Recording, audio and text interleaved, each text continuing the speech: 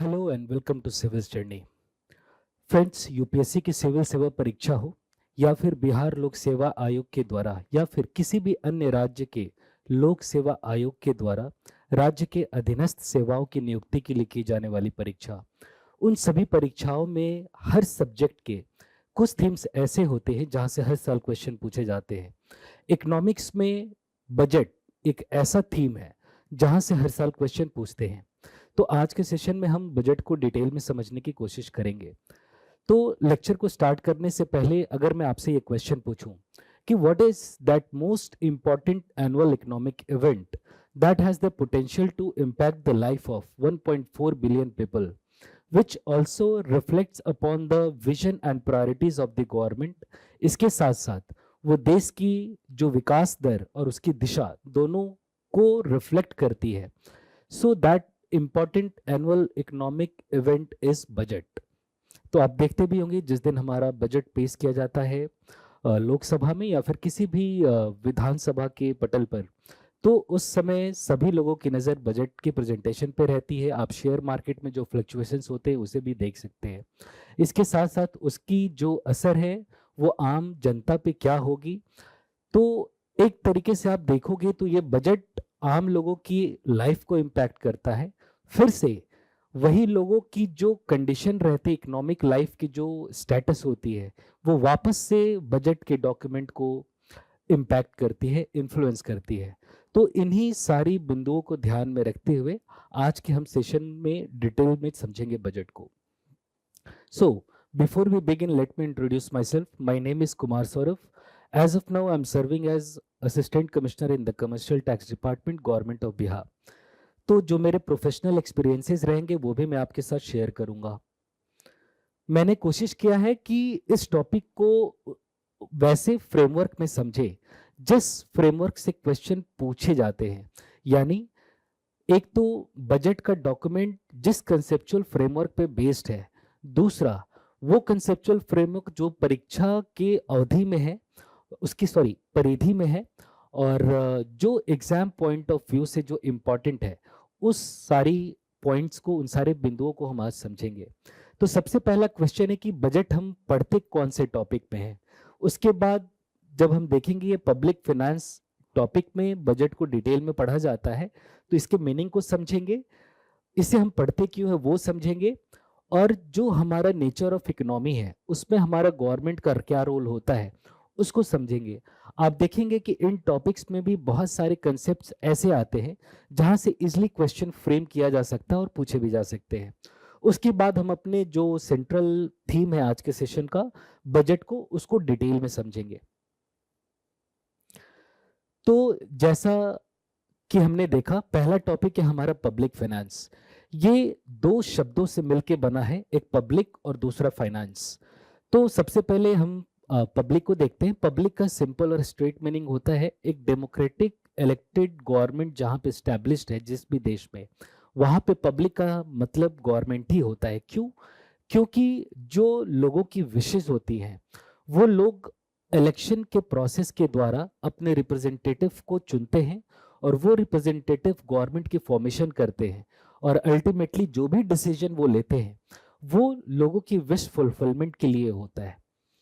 तो यहां पे हम सिंपल और स्ट्रेट मीनिंग समझेंगे पब्लिक का, गवर्नमेंट। फाइनेंस का मतलब क्या होता है, यहां पे हम देख रहे हैं मैनेजमेंट ऑफ मनी, लेकिन हम यहां पे मनी को थोड़ा ब्रॉडर टर्म से रिप्लेस करेंगे। That will be resources. Okay, ये एक ब्रॉडर टर्म है बिकॉज मॉनेटरी, सिर्फ मनी के अलावा भी बहुत सारी चीजें होती हैं, रिसोर्सेज होती हैं जिनको यूज करके गवर्नमेंट अपने ऑब्जेक्टिव्स को पूरा करती है। So it is the management of resources. इसका मतलब कैसे रिसोर्सेज को हम कलेक्ट कर रहे हैं, मोबिलाइज कर रहे हैं और उसको यूज कर रहे हैं किस पर्पस के लिए, जो भी गवर्नमेंट के अपने विजन्स और प्रायोरिटीज हैं उनको अकम्प्लिश करने के लिए। तो इकोनॉमिक के स्फीयर में हम तीन मेन स्टेक होल्डर्स की स्टडी करते हैं पब्लिक फाइनेंस के कंटेक्स्ट में। एक गवर्नमेंट, एक इंडिविजुअल हाउस होल्ड्स और तीसरा है कॉरपोरेट। आप इकोनॉमिक सर्वे जिन्होंने भी डिटेल में पढ़ा होगा, स्टैंडर्ड जो हमारा गवर्नमेंट का ऑफिशियल डॉक्यूमेंट होता है, तो आप देखोगे सेविंग रेट्स अक्सर वहाँ पे डिस्कस किया हुआ रहता है, और सेविंग रेट में यही 3 मेजर स्टेक होल्डर्स हैं जिनका सेविंग रेट्स वहाँ पे मेंशन किया रहता है। तो जैसा कि हमने देखा कि पब्लिक फाइनेंस का मतलब क्या हुआ कि how the government manages its resources in order to accomplish its task. So public finance को स्टडी करने की जरूरत क्या है? तो सबसे पहले हम इसको समझने के लिए जानते हैं कि हमारा जो इंडियन इकोनॉमी का नेचर है वो क्या है। जैसा कि हम सब जानते हैं, it is mixed economy.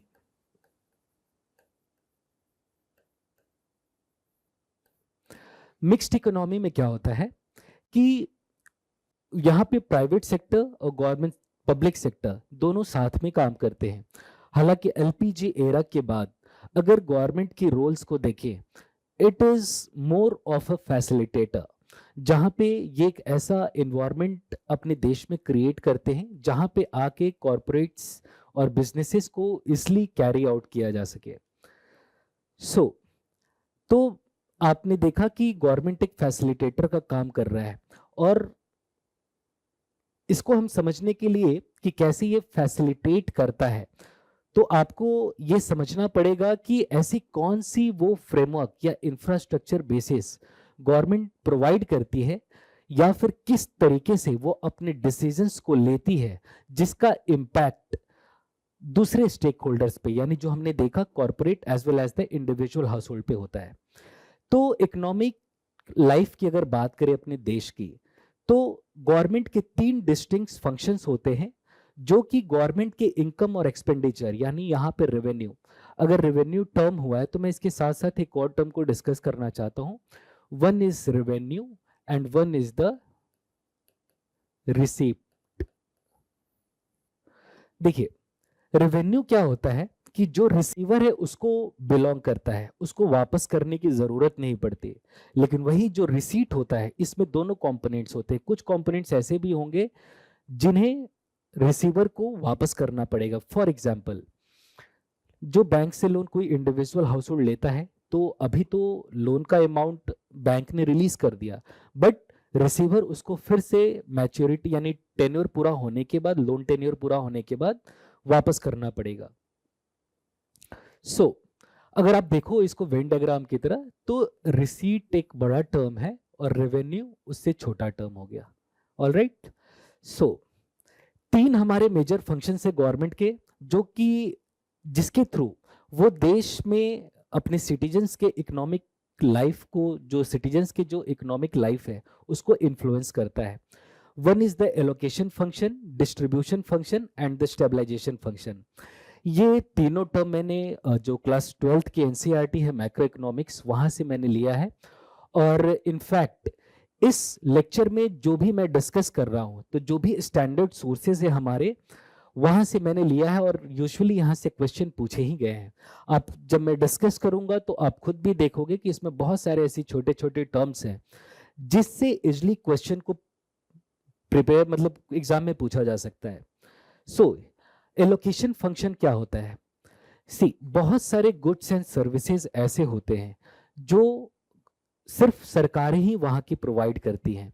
For example currency, defence आप ले सकते हैं, तो ये सारी चीजें गवर्नमेंट ही प्रोवाइड करती है। हालांकि आने वाले टाइम में जहां पे प्राइवेट सेक्टर की पार्टिसिपेशन और ज्यादा बढ़ेगी, तो हो सकता है कि शायद इस सेक्टर में भी प्राइवेट सेक्टर का पार्टिसिपेशन आए, बट एज ऑफ नाउ और नियर टर्म में एलोकेशन, ये डिफेंस सेक्टर में इस लेवल का पार्टिसिपेशन तो नहीं होगा, बट ये समझ सकते हैं कि डिफेंस ऐसी चीज हो गई, कम्युनिकेशन हो गया, करेंसी हो गई, ये सारी चीजें गवर्नमेंट प्रोवाइड करती है, तो ये हमारा एलोकेशन फंक्शन होता है। तो इसी में हमारे 2 टर्म्स है, one is public good and other is the private good. See, ये इनके कैरेक्टरिस्टिक्स है। अगर एग्जाम में क्वेश्चन पूछना हो तो सकता है ये टर्म्स के ऊपर ही डायरेक्ट पूछ दे, या फिर इन टर्म्स की जो कैरेक्टरिस्टिक्स है इसको स्टेटमेंट के फॉर्म में लाके या तो असर्शन रीजनिंग के तौर पे पूछा जा सकता है, या फिर मल्टीपल स्टेटमेंट्स बना के पूछा जा सकता है, या फिर सिंपली इनका मीनिंग भी पूछा जा सकता है। तो इसलिए इनको समझना इंपॉर्टेंट है। तो public goods and private goods, तो जैसे हमने एग्जाम्पल के तौर पे देखा, जैसे डिफेंस, ऐसी चीजें जो सरकार ही प्रोवाइड करती है, लेकिन हम कैसे डिसाइड कर पाएंगे किसी भी सर्विस को देख के कि वो पब्लिक गुड है या प्राइवेट गुड है? तो उनके कुछ कैरेक्टरिस्टिक्स होते हैं। Public good is non rivalrous, non exclusionary. इसका मतलब सिंपल सा है कि जब, अब फॉर एग्जाम्पल जो हमारा डिफेंस का हमने एग्जाम्पल लिया, तो वो सारे जो भी सिटीजन्स जो हमारे डोमेस्टिक टेरिटरी में रिसाइड कर रहे हैं उन सभी के लिए है। उसके लिए कभी किसी को कोई पेमेंट नहीं करना होता। जैसे हमने डिस्कस किया पब्लिक फाइनेंस में कि कैसे गवर्नमेंट रिसोर्सेज को कलेक्ट करती है, मोबिलाइज करती है और यूटिलाइज करती है। ओके, सेम चीज यहाँ पे है। तो पब्लिक गुड्स का कैरेक्टरिस्टिक्स है नॉन राइवलरस एंड नॉन एक्सक्लूशनरी। एक का मतलब ये हो गया कि यूज करने से वो चीजें खत्म नहीं हो जाती। दूसरा कि हम किसी को एक्सक्लूड नहीं कर सकते उसको यूज करने से। फॉर एग्जाम्पल, अगर सपोज करो दिल्ली में हम जैसे अक्सर न्यूज़पेपर्स में पढ़ते हैं, या फिर कुछ मेजर सिटीज जिसमें कि एक पटना भी है जहाँ पे एयर क्वालिटी इंडेक्स काफी पुअर है।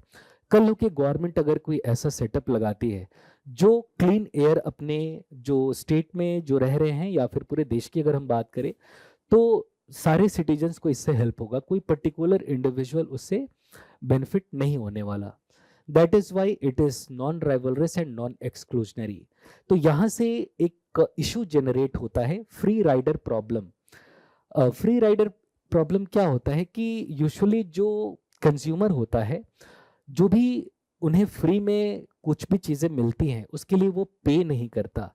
इससे जो डिमांड सप्लाई का एक जो इक्विलिब्रियम है वो डिस्टर्ब होता है। तो बस आप अभी के लिए इतना समझ लीजिए कि पब्लिक गुड्स नॉन राइवलरस होते हैं, नॉन एक्सक्लूशनरी होते हैं, और अगर इससे हम बहुत ही जुडिशियस वे में अगर ना यूज करें तो इससे हमारा फ्री राइडर प्रॉब्लम इशू आ सकता है। एक टर्म है पब्लिक प्रोविजनिंग। पब्लिक प्रोविजनिंग फिर से वही कहूंगा, पब्लिक का मतलब भी हो गया कि गवर्नमेंट को रेफर करता है। दूसरा प्रोविजनिंग, यानी कोई भी चीज जो गवर्नमेंट अपने बजट को यूज करके अपने सिटीजन्स को प्रोवाइड कर रही है, जिसके लिए सिटीजन्स पे नहीं करता, that is public provisioning. Same way private good इसी का जस्ट अपोजिट होगा, it will be rivalrous and exclusionary. For example, अगर आप कोई मूवी या किसी थिएटर में मूवी देखने जाते हैं तो जो पे करेगा वही देख सकता है। कुछ खाने पीने के सामान हो, आप बर्गर पिज्जा ऐसा अगर आप कुछ खाते हो, तो आप जो पे करेगा वही उसे कंज्यूम भी कर सकता है, और जो नहीं करेगा उसे मना भी किया जा सकता है। Okay, now coming to distribution function. इसका मतलब ये होता है कि जैसे हमने डीपीएसपी में एक हमारा डायरेक्टिव्स है इकोनॉमिक इनइक्वालिटी को रिड्यूस करना। आप चाहे तो कमेंट सेक्शन में बता सकते हैं कि कौन सा आर्टिकल इकोनॉमिक इनइक्वालिटी को रिड्यूस करने की बात करती है। तो डिस्ट्रीब्यूशन फंक्शन का मतलब है कि कैसे अपने देश में इनकम इनइक्वालिटी को रिड्यूस करें। तो ये कैसे होता है हम देखेंगे अभी आगे के जैसे ही हम इस लेक्चर में आगे प्रोसीड करेंगे वहां पे हम टैक्सेशन के बारे में समझेंगे। तो टैक्सेशन और एक्सपेंडिचर के मेथड से जो इनकम डिस्ट्रीब्यूशन गवर्नमेंट करती है वो हमारा डिस्ट्रीब्यूशन फंक्शन कहलाता है। फॉर एग्जाम्पल, आप देखेंगे कि जिनका इनकम हायर स्लैब में है उनको ज्यादा टैक्सेस पे करने पड़ते हैं, उनका टैक्स रेट ज्यादा होता है। सेम वे एक पर्टिकुलर टैक्स स्लैब तक आपको कोई टैक्स पे करने की जरूरत नहीं पड़ती। फिर आप एक सर्टेन थ्रेशोल्ड लिमिट को अगर आप टच करते हैं तो वहां पे वेल्थ टैक्स भी आपको लगता है। तो इस तरीके से जो हमारा प्रोग्रेसिव जो टैक्सेशन है इसके यूज करके गवर्नमेंट इनकम इनइक्वालिटी को रिड्यूस करती है। That is basically the distribution function. Now coming to the stabilisation function, जैसा कि नाम सजेस्ट कर रहा है कि एक देखो, इकोनॉमी में कुछ साइकिल्स होते हैं जहां पे कभी इकोनॉमी कभी बूम करेगी, उसके बाद हो सकता है रिसेशन भी आए। तो ऐसे फ्लक्चुएशंस में स्टेबिलिटी को कैसे मेंटेन रखे जहां पे इन्फ्लेशन और अनएम्प्लॉयमेंट रेट दोनों अंडर कंट्रोल रहे। तो वैसे मेजर्स जो गवर्नमेंट लेती है और उससे जो इस ऑब्जेक्टिव को पूरा करती है उसे हम स्टेबलाइजेशन फंक्शन कहते हैं। ये एनसीईआरटी का है, तो मैं आशा करूंगा आप इन सब चीजों को याद रखिएगा, माफ कीजिएगा। अब आते हैं बजट और इसके कंपोनेंट पे। तो सबसे पहले हम समझेंगे कि बजट का मतलब क्या होता है। बजट का सिंपल और स्ट्रेट मतलब है कि इट इज अ डॉक्यूमेंट जहां पे जो भी गवर्नमेंट की रिसीट है और जो भी उसके एक्सपेंडिचर है उनको रिकॉर्ड किया जाता है। So basically it is a record of a statement of all the receipts and expenditure made by the government.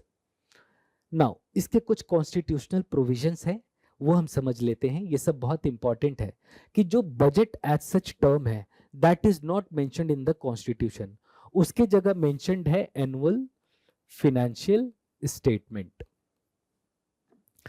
यहाँ पे दो हमारे रेलेवेंट आर्टिकल हैं, one is article 112 and other is article 202।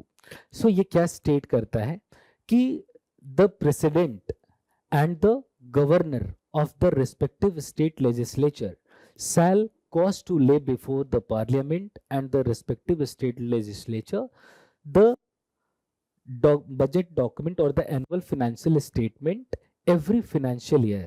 यहाँ पे याद रखिएगा कि इस आर्टिकल में बजट टर्म्स मेंशन नहीं है, just to make you understand मैंने बजट यूज किया था, वहां पे एनुअल फाइनेंशियल स्टेटमेंट ही है।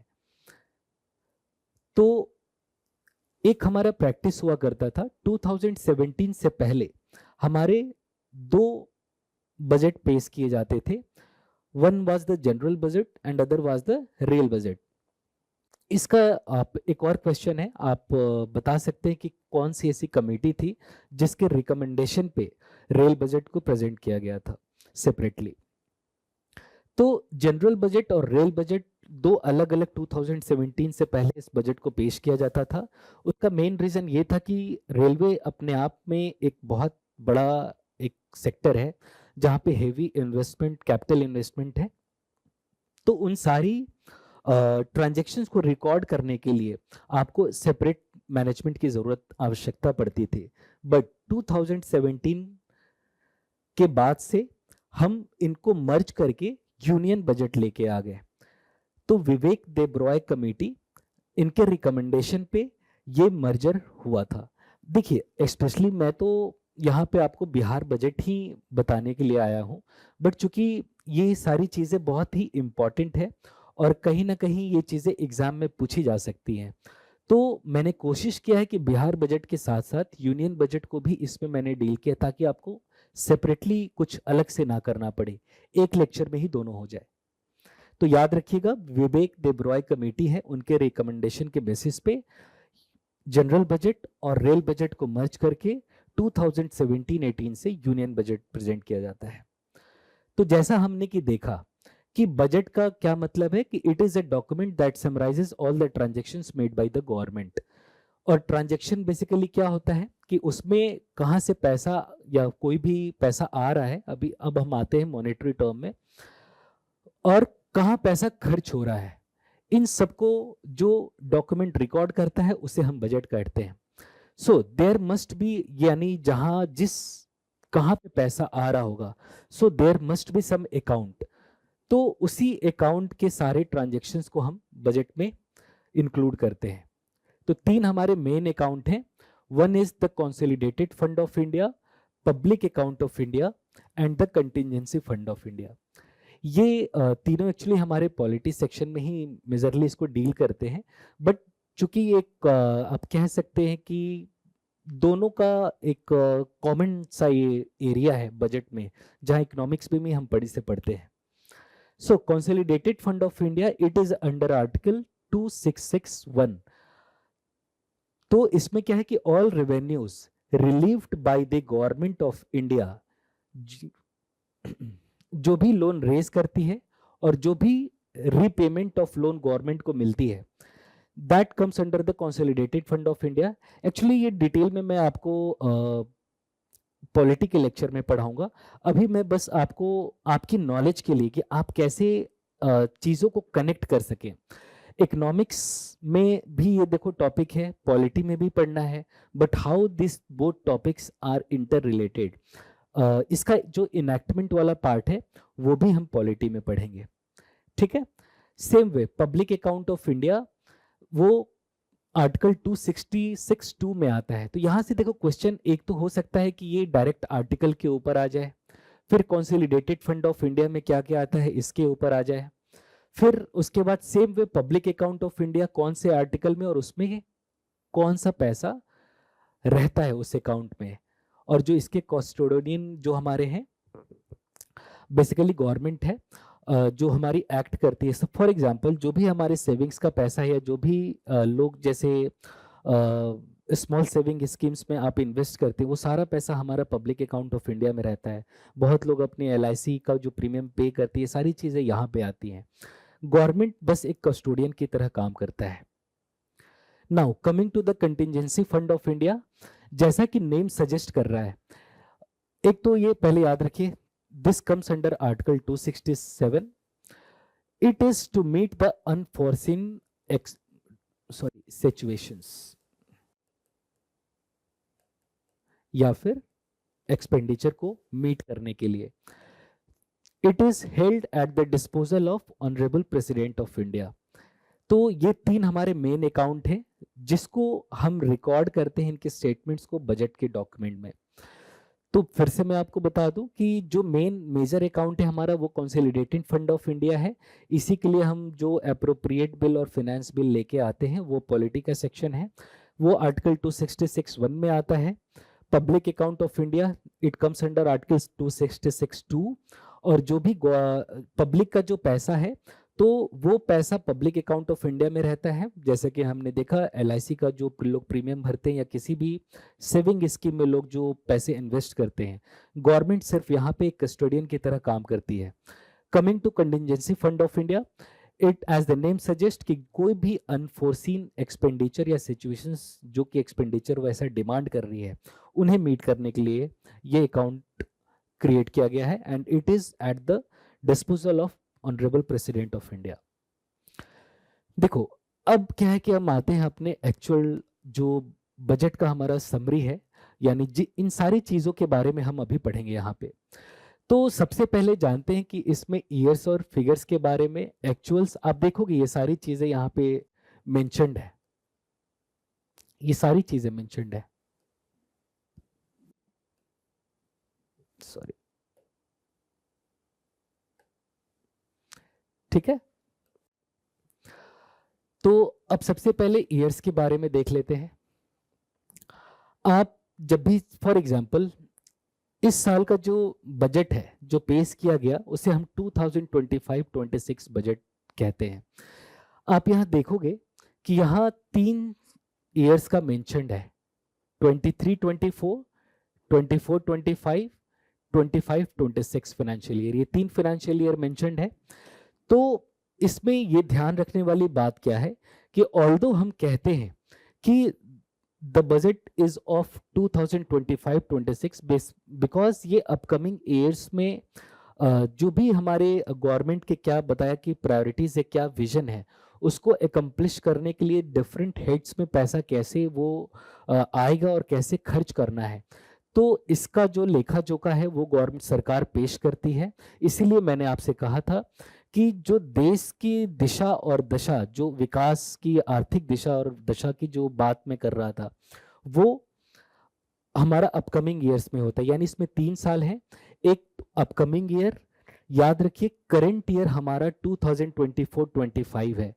आप देखेंगे कि बजट आप कमेंट सेक्शन में बता सकते हैं कि कौन से डेट को बजट हर साल हम हमारे फिनेंस मिनिस्टर के द्वारा on the behalf of honourable president of India वो प्रेजेंट करती हैं पार्लियामेंट में। सो याद रखने वाली बात क्या है कि करंट ईयर हमारा जिस साल में बजट को प्रेजेंट किया जा रहा है यानी 2024-25 ही हमारा करंट ईयर है। अपकमिंग ईयर है 2025-26 क्योंकि वो गवर्नमेंट के विजन को रिफ्लेक्ट करती है। और 23-24 इसलिए रखते हैं क्योंकि यहाँ पे हमारा एक्चुअल फिगर आप देखोगे कि 25-26 का यहाँ पे बजट एस्टिमेट दिया हुआ है, यानी अब कितनी नौकरियां जनरेट होंगी गवर्नमेंट का, उसके लिए कितना सैलरी पे करना होगा ये हमें पता नहीं है। आने वाले टाइम में ये नहीं पता कि हमारे क्या कुछ नेचुरल डिजास्टर, कैसी आपदा आ सकती है, उनको मीट करने के लिए कितना रेवेन्यू का जरूरत पड़ेगा। तो ये सारी चीजें क्लियर नहीं होती क्योंकि फ्यूचर तो किसी ने देखा ही नहीं है।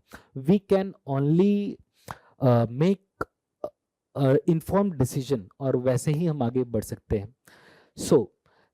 तो 2025-26 हमारा upcoming year, 24-25 current year, 23-24 is the year जहां पे हमारा एक्चुअल फिगर आ जाता है और ये हमारा करेक्ट है।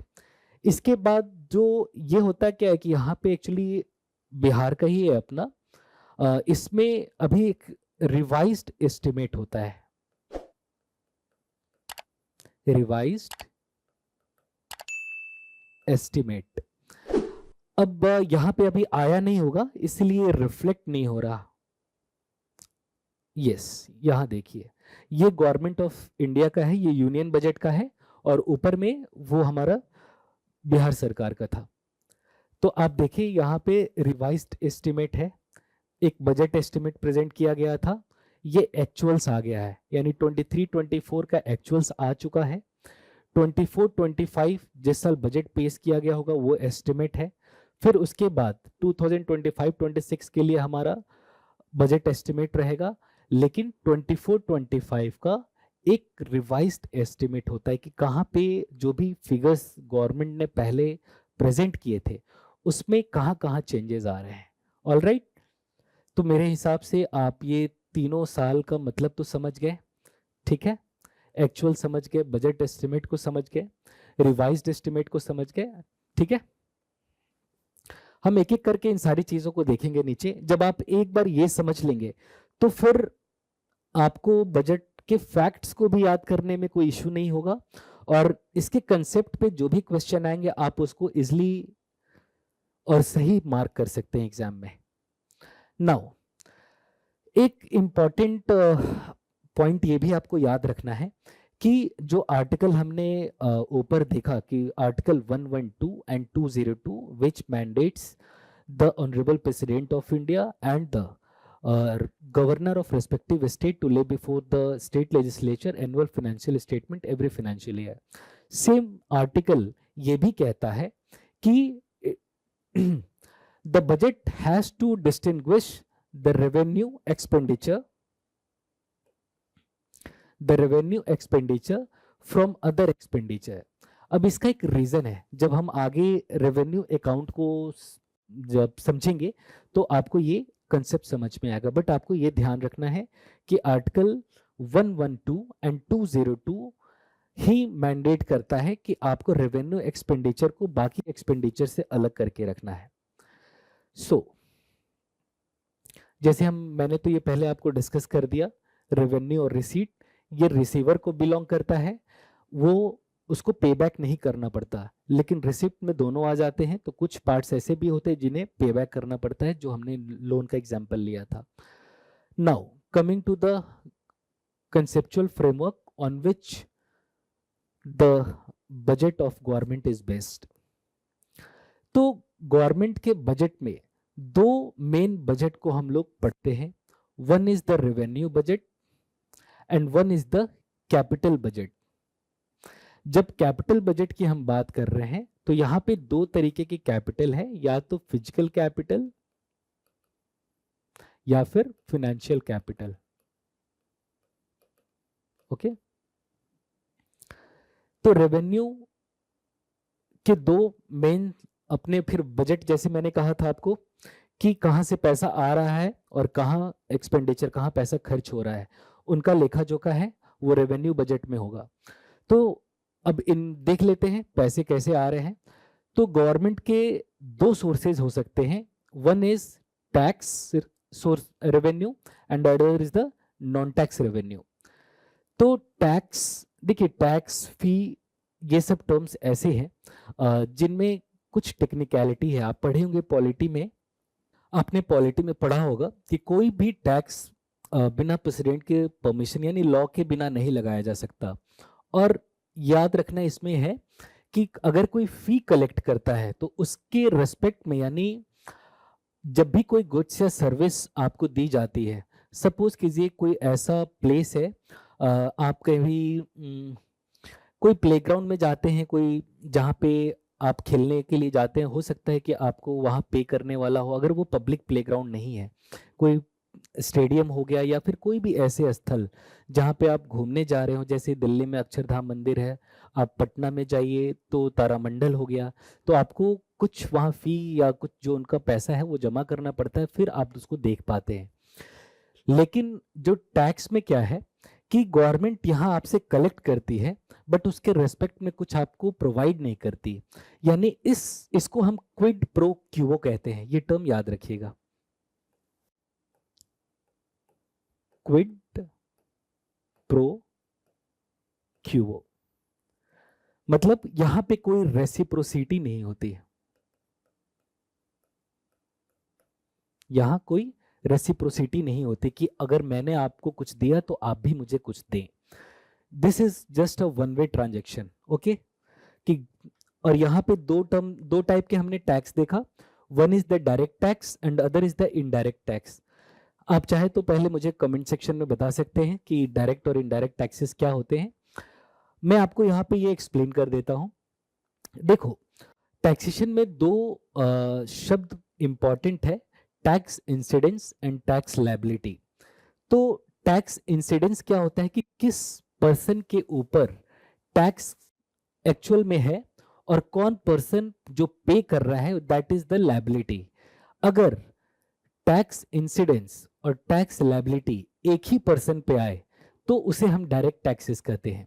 फॉर एग्जाम्पल इनकम टैक्स, इसमें क्या होता है कि जो भी टैक्सेशन है वो किसी एक इंडिविजुअल पे है और जिस इंडिविजुअल के ऊपर है उसे ही पे करना है, तो ये एक डायरेक्ट टैक्सेस है। इनडायरेक्ट टैक्सेस में क्या होता है कि इंसिडेंस किसी एक के ऊपर होता है बट लायबिलिटी शिफ्ट हो जाती है, यानी जितने भी हमारे इनडायरेक्ट टैक्सेस है, जो हमारा गुड्स एंड सर्विसेज टैक्स है, that is basically an indirect tax. आप देखेंगे कि जो भी शॉपकीपर है वो जब भी कोई प्रोडक्ट हमें बेचता है तो उसमें इंक्लूसिव ऑफ ऑल टैक्सेस रहता है, ऑल्दो पे गवर्नमेंट को जीएसटी वो शॉपकीपर ही करता है but it is collecting those taxes from the customer, तो अल्टीमेटली कस्टमर के ऊपर लायबिलिटी है। तो आप देखोगे कि टैक्स इंसिडेंस यहाँ शॉपकीपर के ऊपर है और जो लायबिलिटी है that is on the customer, so that is the indirect taxes.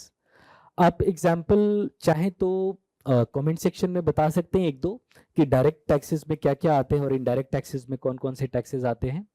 Same way revenue हमारा एक्सपेंडिचर है, तो इसमें कुछ प्लान्ड एक्सपेंडिचर है, कुछ नॉन प्लान्ड एक्सपेंडिचर है। तो इसमें पहले ये जान लीजिए कि जो रेवेन्यू अकाउंट है ना, इसमें हमारा किसी तरीके का कोई एसेट्स नहीं क्रिएट होता, फिजिकल या फाइनेंशियल, यानी कोई रोड्स ब्रिजेस नहीं बनते या फिर गवर्नमेंट कोई ऐसा कॉर्पस इकट्ठा नहीं करके रखती, इन्वेस्टमेंट आप कह लीजिए। वो एक रेकरिंग ट्रांजैक्शन होता है, या तो इनकमिंग यानी अभी एग्जांपल के तौर पे मैं आप सारी चीज़ों में समझाऊंगा आपको। तो वो एक रेकरिंग आपका ट्रांजैक्शन होता है, या तो इन रिसीट के लिए या फिर एक्सपेंडिचर के लिए। गवर्नमेंट की जो सैलरी अपने जो गवर्नमेंट ऑफिशियल्स या एम्प्लॉयज को मिलता है, so that is a one way transaction, तो हमारा रेवेन्यू एक्सपेंडिचर में आएगा। तो अब आते हैं प्लान्ड और नॉन प्लान्ड के ऊपर। इसका सिंपल सा मतलब था कि पहले, अभी तो इसे याद रखिएगा, ये बहुत ही इंपॉर्टेंट है। पहले क्या होता था कि जो हमारा 5 ईयर प्लानिंग है उसमें जो भी हमारा एलोकेशन होता था that was basically the planned expenditure, और बहुत सारे हमारे एक्सपेंडिचर्स उसकी जो बाहर होते थे, उसके एम्बिट से बाहर, वो हमारे नॉन प्लान्ड एक्सपेंडिचर में आते थे। 2011 में सी रंगाराजन कमेटी बनी थी, इस कमेटी का गठन किया गया था and this committee recommended to abolish the distinction between the planned and non planned expenditure, because उसका कोई सिग्निफिकेंस एज सच नहीं था। एनीवेज गवर्नमेंट को जो पैसे सैलरी के लिए देना है वो देना ही है, चाहे वो मतलब अनप्लान्ड में ही क्यों ना आता हो, नॉन प्लान्ड में ही क्यों ना आता हो। All right. और याद रखना है कि 2017-18 से जो भी डिस्टिंक्शन था हमारा प्लान और नॉन प्लान वो हटा दिया गया, सी रंगाराजन कमेटी और ईयर 2017-18। और पहले हमने क्या पढ़ा था, 2000 जो हमारा 17-18 से जनरल बजट और रेल बजट उसको मर्ज करके यूनियन बजट किस कमेटी के रिकमेंडेशन पे, Vivek Debroy. Now coming to the capital budget, as the name suggest कि यहाँ पे कोई कैपिटल या तो फिजिकल कैपिटल या फिर फिनेंशियल कैपिटल ये क्रिएट होता है, या फिर आप कह सकते हैं आइदर इट इज क्रिएटेड और एबॉलिस्ड, या फिर नहीं होता है। तो कैपिटल बजट में फिर से वही दो अकाउंट रहेगा, एक कैपिटल रिसीट का, दूसरा कैपिटल एक्सपेंडिचर का। तो कैपिटल, इसे मैं एग्जाम्पल के तौर पे जब बताऊंगा तो ये सारा टर्म आपको और भी क्लियर होगा, और एग्जाम में जब आएगा तो आप इजिली उसको डिस्टिंग्विश कर सकते हैं कि कौन सा हमारा रेवेन्यू रिसीट होगा, कौन सा रेवेन्यू एक्सपेंडिचर होगा। सेम वे कैपिटल अकाउंट के लिए, कैपिटल बजट के लिए कौन सा कैपिटल रिसीट एंड एक्सपेंडिचर होगा। तो बस ये याद रखना है आपको कि कैपिटल बजट वो है जहां पे एसेट्स का क्रिएशन होता है, बीट फिजिकल एसेट और फिनेंशियल एसेट। सेम वो एक्सपेंडिचर में भी प्लान्ड और हमारे नॉन प्लान्ड होते थे, but again on the recommendation of C Rangarajan committee from 2017-18 the distinction was removed. All right. Now coming to the revenue receipt. Revenue का मतलब मैंने आपको बता, सॉरी, रेवेन्यू रिसिप्ट। हाँ, चूंकि रेवेन्यू मैंने पहले डिस्कस किया था, it comes under receipt because यहां पे यूजर जो भी रिसीवर है उसको पे बैक नहीं करना होता है, ओके। बट रिसीट में कुछ पार्ट्स ऐसे होते हैं, कुछ ट्रांजैक्शंस ऐसे होते हैं, कुछ बोल सकते हैं कि जो इनकम्स ऐसे हैं जिन्हें आपको वापस करना पड़ता है। तो इसमें ध्यान रखने वाली बात यह है कि it need not be paid again to the payee by the government.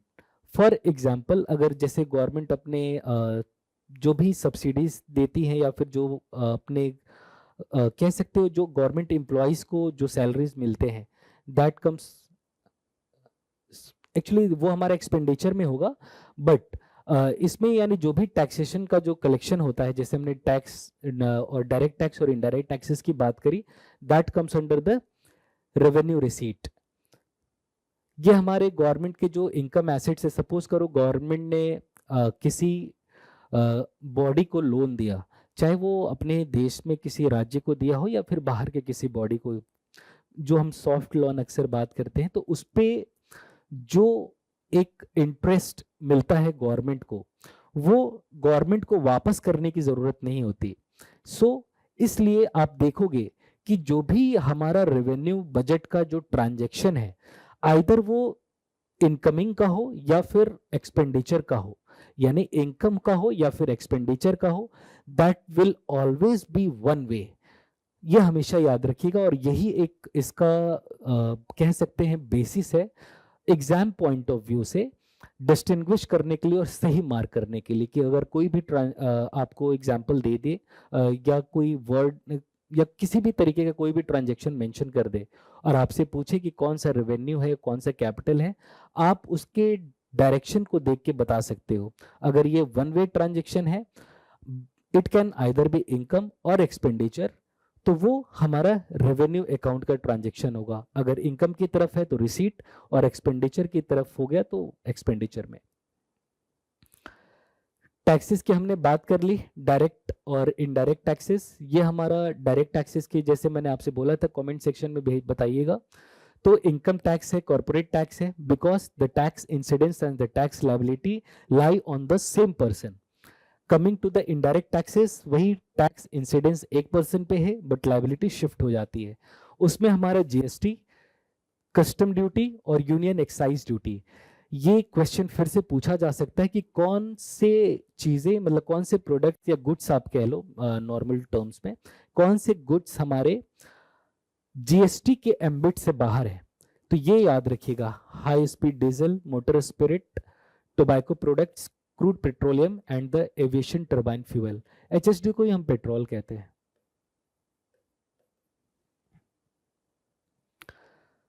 तो पर्पस डायरेक्ट टैक्सेस का मैंने आपको बताया था, जो डिस्ट्रीब्यूशन ऑब्जेक्टिव में हमने पढ़ा कि it is to reduce the income inequality, और आपसे मैंने क्वेश्चन भी किया था कमेंट सेक्शन में बताने को कि कौन सा आर्टिकल इस चीज के बारे में कहता है। Now coming to the non tax part, यानी रेवेन्यू रिसीट में, यानी रेवेन्यू बजट में हमने देखा रिसीट एंड एक्सपेंडिचर। अभी हम रिसीट की बात कर रहे हैं। रिसीट में हमने टैक्स वाले बात कर ली, टैक्स में हमने डायरेक्ट टैक्सेस और इनडायरेक्ट टैक्सेस की बात कर ली। अब आते हैं नॉन टैक्स वाले में, यानी और उसका हमारा क्राइटेरिया क्या है कि that will be a one way transaction. Non tax में आप देखोगे कि जो भी गवर्नमेंट लोन किसी और बॉडी को दी हुई है, उस पर जो इंटरेस्ट गवर्नमेंट कलेक्ट कर रही है, that is a one way transaction and will come under the non tax part. जो भी ग्रांट इन एड हमें फॉरेन किसी बॉडी से, ऑर्गेनाइजेशन से या किसी भी कंट्री से मिल रहा हो, वो भी हमें वापस करने की जरूरत नहीं। इसी तरह डिविडेंड्स एंड प्रॉफिट्स जो पब्लिक सेक्टर अंडरटेकिंग्स इनके आप जो उनके हैं, that also comes under the non tax part, because वो एक अर्निंग है और उसको पे बैक करने की जरूरत नहीं है। रेवेन्यू एक्सपेंडिचर की बात करें तो यहाँ पे किसी तरीके का कोई भी एसेट क्रिएट नहीं होता है, फिजिकल एसेट, और किसी भी तरीके का कोई इनकम फ्यूचर में जनरेट नहीं होता है इस एक्सपेंडिचर से। ऑलराइट, तो एक आपको हो सकता है मन में कंफ्यूजन है, मैं आपको बता देता हूं अभी। सपोज कोई एक गवर्नमेंट है, उसने किसी दूसरे गवर्नमेंट बॉडी को लोन दिया। ओके, ये लोन फ्यूचर में इनको वापस करना पड़ेगा। इस पे जो हमारा इंटरेस्ट है,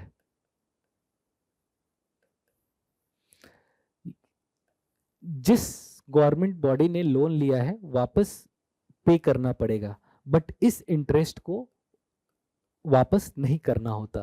तो देखिए यहां पे नेचर ऑफ ट्रांजैक्शन चेंज हो गया है, इसीलिए ये दोनों अलग अलग जगह पे जाएंगे। इंटरेस्ट चूंकि वन वे है तो ये हमारा रेवेन्यू का पार्ट हो गया, लोन चूंकि टू वे है तो ये हमारा कैपिटल का पार्ट हो गया। ऑलराइट, सी, तो आप इसके लिए जो लोन होगा वो हमारा कैपिटल एक्सपेंडिचर में जाएगा, और इनके लिए जो लोन होगा वो इसके कैपिटल रिसीट में जाएगा, और यहां पे जो इंटरेस्ट मिल रहा है वो हमारा रेवेन्यू रिसीट में आएगा। ऑलराइट, आशा करता हूं ये यहां तक आप सारी चीजों को समझ चुके होंगे। तो revenue account over, coming to the capital account, it is an account of assets and liabilities. यहाँ पे दो वे ट्रांजेक्शन होता है। तो जैसे ऊपर वाले एग्जांपल में मैंने आपको बताया कि ए ने बी को लोन दिया, तो जो हमारा ए ने लोन दिया that is a asset actually, जो कि बी को दिया जा रहा है, और उसके ऊपर ही वो इनकम जनरेट हो रहा है। और वहां पे आप देखोगे टू वे ट्रांजेक्शन इन्वॉल्व है। कल को गवर्नमेंट जो भी एक्सपेंडिचर अगर कर रही है अपने सोशल इंफ्रास्ट्रक्चर को, फिजिकल इंफ्रास्ट्रक्चर को बनाने के लिए, जो भी आप रोड्स, हाईवेज, ब्रिजेस देख रहे हो, हॉस्पिटल्स देख रहे हैं, स्कूल्स देख रहे हैं, या किसी भी तरीके का ऐसा इंफ्रास्ट्रक्चर जिससे मतलब आप कह सकते हो कि ओवरऑल जो देश के विकास में मदद करे और आप उसको टेंजिबली देख सके, that will come under the capital account. So capital receipt क्या है कि जो भी सरकार के बोरोइंग्स हैं, जो भी सरकार के बोरोइंग्स हैं, चूंकि देखो अर्निंग जो है, यानी आप देखोगे, मैं आपको अभी चलो थोड़ा सा इस चीज को डिस्कस कर लेता हूं। अक्सर हम देखते हैं कि बिहार हमारा रेवेन्यू सरप्लस है। तो रेवेन्यू सरप्लस का मतलब क्या हुआ कि जो सरकार की एजेंसियां हैं वो उनकी जितनी एक्सपेंडिचर है उससे ज्यादा वो इनकम अर्न कर रहे हैं। और याद रखिए कि वो एक वन वे ट्रांजेक्शन है। तो आप कहीं ना कहीं इस चीज को समझिए कि जो हमारा रेवेन्यू वाला पार्ट है उसमें किसी भी तरीके का कोई फिनेंशियल या फिजिकल एसेट्स क्रिएट नहीं हो रहा। और चूंकि बिहार की अगर हम बात करें, ऑल्दो यहाँ पे जो जीडीपी का ग्रोथ रेट है वो अन्य राज्यों की अपेक्षा ज़्यादा है, बिकॉज हमारा थ्रेशोल्ड ही नीचे है। तो ऑब्वियस ही बात है, उसमें हम थोड़ा सा भी अगर चेंजेस लाएंगे तो उसका जो परसेंटेज होगा वो ज़्यादा ही रहेगा, और वहां पे किसी तरीके का कोई एज सच क्रिएशन नहीं हो रहा। इसीलिए जो भी ऐसे राज्य आप देखोगे अपने देश में जो थोड़े बैकवर्ड हैं इकोनॉमिकली, उनका ज्यादा चांसेस है कि, और हाँ, और आप देखोगे कि इतने सारे वैकेंसीज भी जो आए हैं, तो ऑब्वियस ही बात है ये सारी चीजें हमारे रेवेन्यू की ही पार्ट है। और कैपिटल एक्सपेंडिचर अगर ज्यादा होता तो आप देख सकते हैं वहां पे ज्यादा एम्प्लॉयमेंट जनरेट होता, जो गवर्नमेंट सेक्टर से बाहर जाके जो एम्प्लॉयमेंट जनरेशन है वो अपने राज्य में दिखता। लेकिन अभी के हिसाब से वो चीज नहीं है। बट आशा करता हूँ कि शायद आने वाले टाइम में जिस तरीके से अभी विकास हो रहा है, गवर्नमेंट की जो प्रायोरिटीज हैं, तो आने वाले टाइम में हमारा कैपिटल बजट भी बड़ा हो और वो भी मतलब साइजेबल हो, जिससे एक आप भी टेंजिबल आउटपुट देख सके, एक विकास देख सके अपने राज्य में। तो कैपिटल रिसीट्स में जितने भी सरकार ने जो भी उधारी का पैसा है ये सारा हमारे कैपिटल रिसीट में आता है, या फिर जो भी लोन्स जो रिकवर किए गए हैं that will also come under the capital receipt.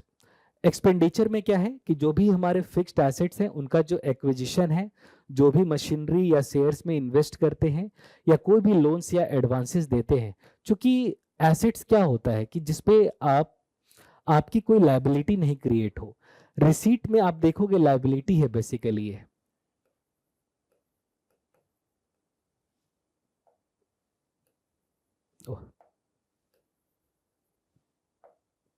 आप रिसीट देखोगे ये बेसिकली एक लायबिलिटी का अकाउंट है, एंड वही जो कैपिटल एक्सपेंडिचर है ये हमारा एसेट का अकाउंट है, कैपिटल एसेट्स है ये।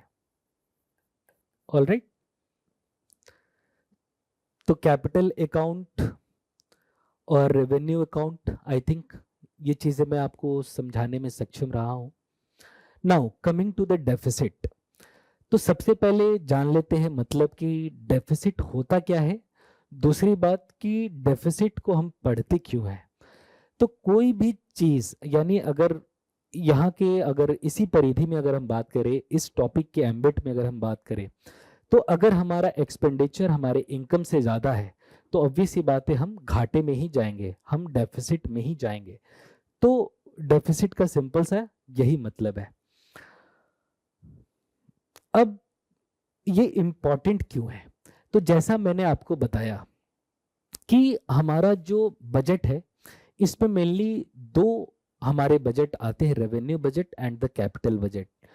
तो रेवेन्यू बजट जहां पे किसी तरीके का कोई फाइनेंशियल या फिजिकल एसेट्स क्रिएट नहीं होता, कैपिटल बजट में आप देखोगे वहां पे जो भी हमारे फिक्स्ड एसेट्स, फिजिकल एसेट्स या फाइनेंशियल एसेट्स ऐसे हमारे क्रिएट करते होते हैं। तो पैसा हम कहाँ से ला रहे हैं और पैसा कहाँ खर्च कर रहे हैं, इसका लेखा जोखा होना जरूरी है। अगर पैसे सही जगह खर्च हो रहे हैं और तब हम घाटे में जा रहे हैं तो वो एक अच्छी बात है। फॉर एग्जाम्पल, अगर मेरे पास 100 रुपए की आमदनी है, उस 100 रुपए को यूज करके मैं अगर किसी के शिक्षा के क्षेत्र में मैं उसको इन्वेस्ट करूं, या फिर उसको मैं अपने निजी कार्यों में लगाऊं जहां पे जिसका कोई आउटकम नहीं है, या फिर मैं उसको किसी इन्वेस्टमेंट में डालूं जिसकी वजह से मेरे को फ्यूचर में इनकम जनरेट हो, तो दोनों के डेफिसिट होने में, मैं अगर उसमें नेगेटिव बैलेंस में अगर मैं जा रहा हूं तो दोनों का इम्पैक्ट मेरे ऊपर अलग अलग है। एक जहां पे मैं खुद पे काम कर रहा हूं जिससे मुझे फ्यूचर में आगे चल के अगर मैं अच्छी शिक्षा लेता हूं, मतलब इसे एक टर्म कहते हैं डेफर्ड ग्रेटिट्यूड, कि आज अगर आप अच्छी शिक्षा ले रहे हैं तो फ्यूचर में उसका आउटकम जरूर मिलेगा। तो ये कहने का मतलब है कि डेफिसिट हमारा किस कारण से है, ये जानना बहुत जरूरी है। ऑलराइट, तो हम देख लेते हैं डेफिसिट के टाइप कौन कौन से हैं। तो आपको मैं ये बजट का डेफिसिट क्या होता है ना, ये सिंपली जो भी हमारा टोटल इनकम, टोटल रिसीट और जो टोटल एक्सपेंडिचर है, इसका जो सम है, नेट आउटकम, उसके बारे में है। अगर हम डेफिसिट लगा रहे हैं, इसका मतलब expenditure is more than the income और रिसीट, और ऑलराइट, और यही सरप्लस होता तो आइदर वे हो जाता कि हमारा जो रिसीट है वो इनकम से ज्यादा है। हालांकि इसका कोई सिग्निफिकेंस नहीं था स्टडी करने में, क्योंकि अल्टीमेटली ये जीरो ही हो जाता है। और सुखमयी चक्रवर्ती कमेटी, ये याद रखिएगा, ये तीसरी कमेटी है।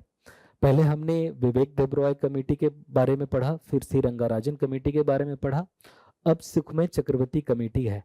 इनके रिकमेंडेशन, इस कमेटी के रिकमेंडेशन के बेसिस पे बजट डेफिसिट को डिसकंटिन्यू कर दिया गया from the year 1997 1998।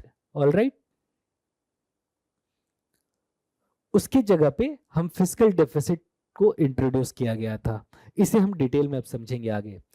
Revenue deficit, जैसा कि नेम सजेस्ट कर रहा है, ये रेवेन्यू अकाउंट की तरफ से है, यानी रेवेन्यू एक्सपेंडिचर। चूंकि हम डेफिसिट हर जगह यूज कर रहे हैं, इसका मतलब हमारा एक्सपेंडिचर हमारे रेवेन्यू से ज्यादा है, हमारे इनकम से ज्यादा है।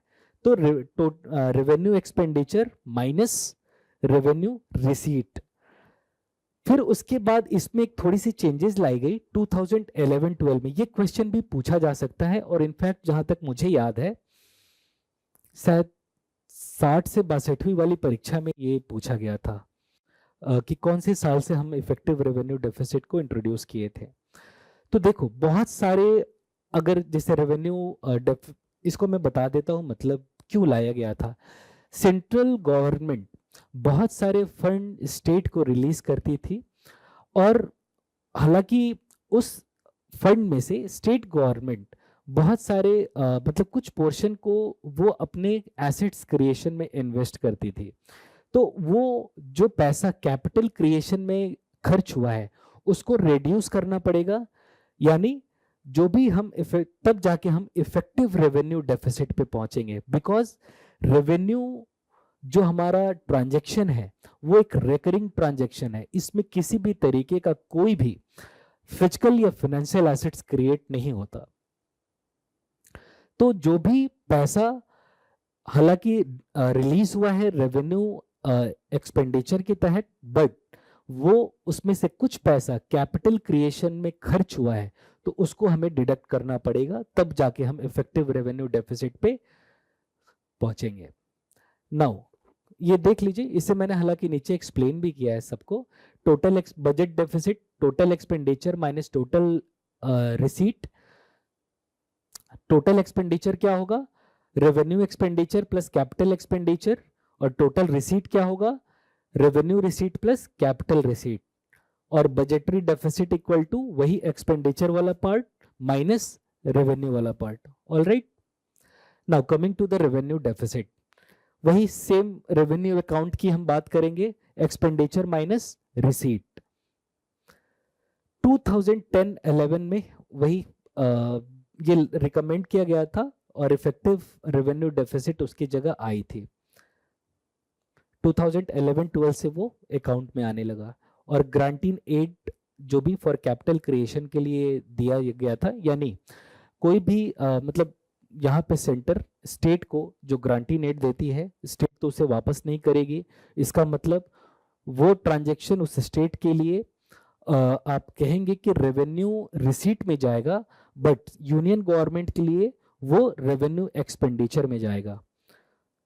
और चूंकि वो रेवेन्यू एक्सपेंडिचर में है, रिकरिंग टाइप का है, उसमें हमने देखा कोई फाइनेंशियल और फिजिकल एसेट्स क्रिएट नहीं हो रहे हैं, तो सेंट्रल गवर्नमेंट ने क्या किया कि उनमें से जो पैसा राज्य सरकारें खर्च कर रही है एसेट्स क्रिएशन के लिए, वो माइनस कर दिया, डिडक्ट कर दिया गया। तो आप देखोगे एक तरीके से कि और हमारा मतलब डेफिसिट सुन के ऐसे भी अच्छा नहीं लगता। और रेवेन्यू डेफिसिट का सिंपल सा मतलब होता है कि सरकार जितना सेव नहीं कर रही उससे ज्यादा खर्च कर रही है। और ये मतलब कहते हैं ना कि आमदनी अठन्नी और खर्चा रुपया। किसी भी हाउस होल्ड का अगर इनकम उसके एक्सपेंडिचर से कम है और वो ऐसा एक्सपेंडिचर जिससे कोई एसेट्स ना क्रिएट हो, देन वो एक ट्रबल करने वाली बात है। Now coming to the fiscal deficit, तो इसमें क्या होता है, इसका सिंपल और प्लेन मतलब होता है कि ये बताता है कि गवर्नमेंट ने एक्चुअल में कितना बोरो किया है। So it reflects on what the government actually borrowed. Total expenditure minus total expenditure minus revenue receipt minus non debt creating capital receipt. देखो, एक्सपेंडिचर में से ही हमें अपने रिसीट वाले पार्ट को डिडक्ट करना पड़ेगा, तब जाके आप डेफिसिट वाले इक्वेशन पे पहुंचोगे। तो आई होप कि इसमें आपको कोई इशू ना हो कि टोटल एक्सपेंडिचर में से माइनस करना होगा, मान लीजिए अभी के टाइम पे टोटल रिसीट, तब तो ये हमारा बजटरी डेफिसिट हो गया। इसमें से हम क्या कर रहे हैं, रेवेन्यू रिसीट और कैपिटल रिसीट। इस कैपिटल रिसीट में से हमने देखा कि कैपिटल रिसीट एक्चुअली जो नॉन डेट क्रिएटिंग नेचर का है उसको हम इसमें से माइनस करेंगे। तो वही हमने किया है कि total expenditure minus revenue receipt minus non debt creating capital receipt. इससे, इस इक्वेशन से आप फिस्कल डेफिसिट पे पहुंचोगे, जिसका मतलब है कि गवर्नमेंट ने एक्चुअल में क्या बोरो किया है। So total borrowings from all the sources. इसके बाद आता है हमारा प्राइमरी डेफिसिट। देखो, प्राइमरी डेफिसिट में क्या है ना कि जैसे गवर्नमेंट के ऊपर अगर कोई लायबिलिटी, अगर किसी फॉरेन किसी ऑर्गेनाइजेशन से लोन लिया हुआ है हमने, तो उस पर हमें इंटरेस्ट भी पे करना पड़ेगा। तो इंटरेस्ट तो बोरोइंग का पार्ट नहीं है, बट उस प्रिंसिपल अमाउंट पे हम उस पे इंटरेस्ट दे रहे हैं, बट उस बोरोइंग का वो हिस्सा नहीं है। इसीलिए अगर आपको पता करना है नेट बोरोइंग्स कितना है, तो आपको फिस्कल डेफिसिट में से जो नेट इंटरेस्ट लायबिलिटी है उसको माइनस करना पड़ेगा। नेट इंटरेस्ट का मतलब जैसे सरकार ने अगर किसी को लोन दिया है तो उस पर उसको इंटरेस्ट मिल भी रहा होगा, और किसी से लोन लिया है तो इंटरेस्ट देना भी पड़ेगा। So that is the net interest liability. वही चीज मैंने आपको नीचे बताया। इससे तो पता चलता है कि फिर एक्चुअल अमाउंट क्या है विदाउट इंक्लूडिंग एनी इंटरेस्ट। अब पूरे चीज को हम समझ लेते हैं एक सिंपल से एग्जांपल पे। सपोज करो कोई एक हाउस होल्ड है, मैं इसको जेंडर न्यूट्रल ही रखूंगा, मैं एक्स मान लेता हूं। ये कोई फीमेल भी हो सकती हैं ब्रेड विनर अपने फैमिली के लिए, या फिर कोई मेल भी हो सकते हैं। So the person X of a household is the sole breadwinner. अब उसके जो भी ट्रांजेक्शन्स है उसको हम लोग ऊपर के जो भी ढांचे में समझने की कोशिश करते हैं, उसी फ्रेमवर्क में समझने की कोशिश करते हैं। तो यहाँ पे भी दो अकाउंट होगा, एक रेवेन्यू और एक कैपिटल बेसिस। अभी आप सिंपल यही याद रखना कि ये एक रेकरिंग नेचर का है, वो नहीं है। यहाँ पे कोई फिजिकल या फाइनेंशियल एसेट्स क्रिएट नहीं होते, वहां पे होते हैं। एंड दैट इज अकाउंट, वो हमारा जो अकाउंट है वो एसेट्स एंड लायबिलिटीज का है। अब यहाँ पे इनकम देखते हैं। सपोज करो वो कहीं अगर जॉब कर रहे हैं, अगर प्राइवेट सेक्टर में हो या फिर गवर्नमेंट सेक्टर में वो कोई सर्विस में हो, तो उनकी जो सैलरी है वो उनकी इनकम होगी।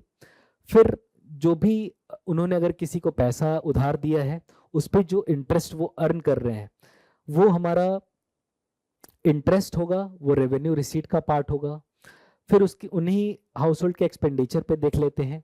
अगर जो भी हमारा डेली का जो खर्च है, सपोज कीजिए सब्जी खरीदना, जो भी उनके फैमिली मेंबर्स हैं उनके लिए जो भी कपड़े लेना, जो बच्चे अगर कोई हैं तो उनकी शिक्षा के लिए जो ट्यूशन फी देना, तो ये सारी चीज़ें हमारा कोई अगर वो चैरिटी कर रहे हैं या किसी रेंटेड हाउस में रह रहे हैं तो उसके लिए जो रेंट वो पे कर रहे हैं, ये सारी चीज़ें हमारी जो एक्सपेंडिचर हैं वो रेवेन्यू टाइप की है। ठीक है।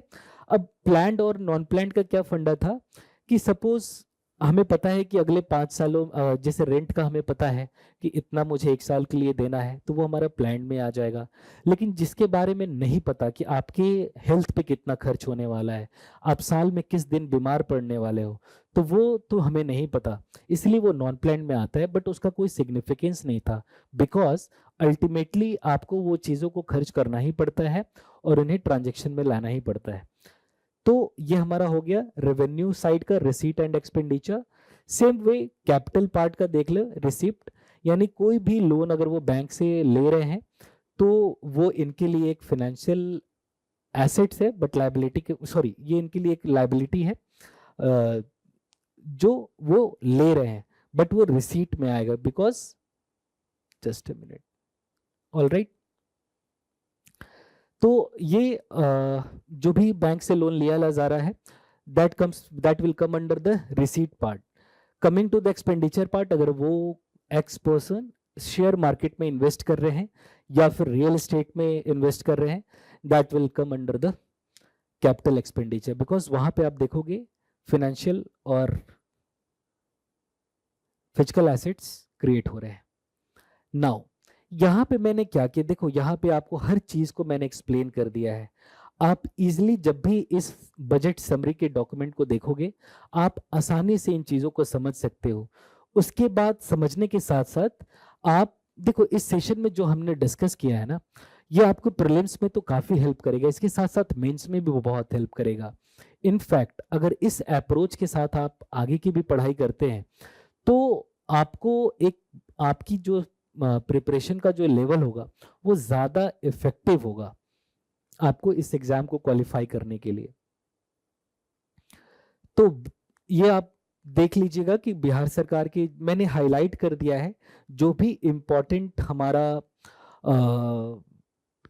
फिगर्स है, आपको इन्हें याद रखना चाहिए, ठीक है।